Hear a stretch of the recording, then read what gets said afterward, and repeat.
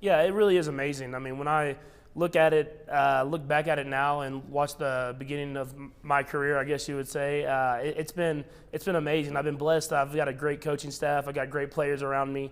And I just kind of went out there and had fun. And I think that's been the biggest thing is we've put up a lot of stats. We've gotten a lot of wins.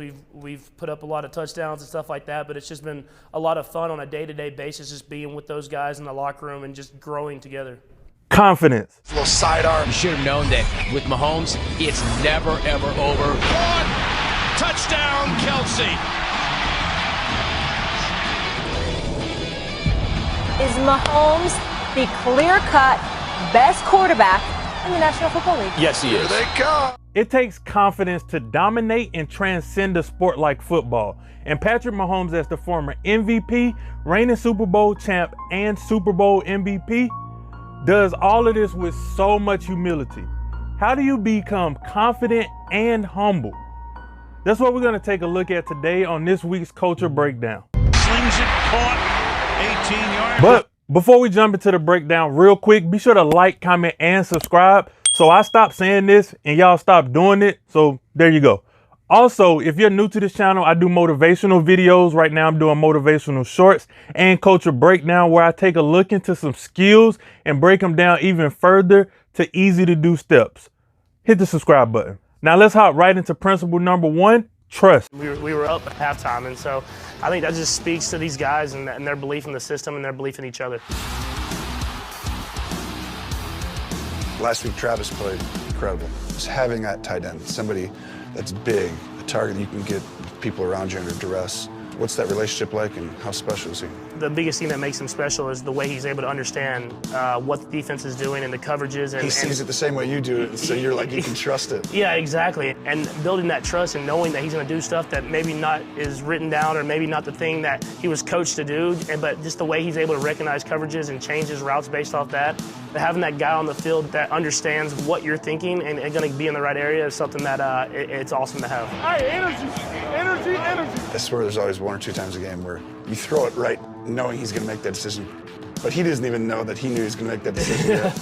And then you guys both are like, how'd you know? Well, how'd you know? Yeah. Because I knew that you knew. I don't understand how you know when I'm doing this. I knew you were hurt. There's nothing telling you I was going to do that. And the ball was in the air before I did it. That's what I wanted you to do. Yeah, I think it needs. As long as we keep the people that we have in this organization, on this team, with the coach that we have, I think that we have a chance to be good year in and year out. See, Patrick Mahomes trusts the system, he trusts his team, and having trust in the process ensures your confidence. It's so much easier to trust in your abilities when you know you put in the work.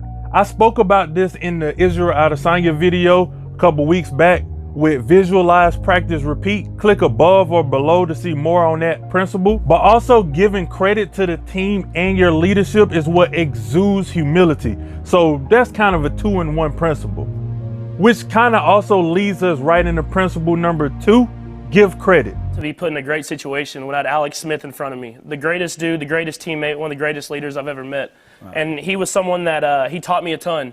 He taught me a lot, and it showed off this last season where I was able to jump in there, kind of take off wherever he left it off, and had a lot of teammates that made me look really, really well. I've had a good start to my career. I mean, I've been blessed to be in a great organization with a lot of great players around me, making my job a lot easier. But I know it's going to take a long time of consistency if I want to be where I want to be at in the end. He doesn't have to do this or speak highly of former or current teammates. But because he gives people the credit that they deserve, he exhibits humbleness every time he speaks.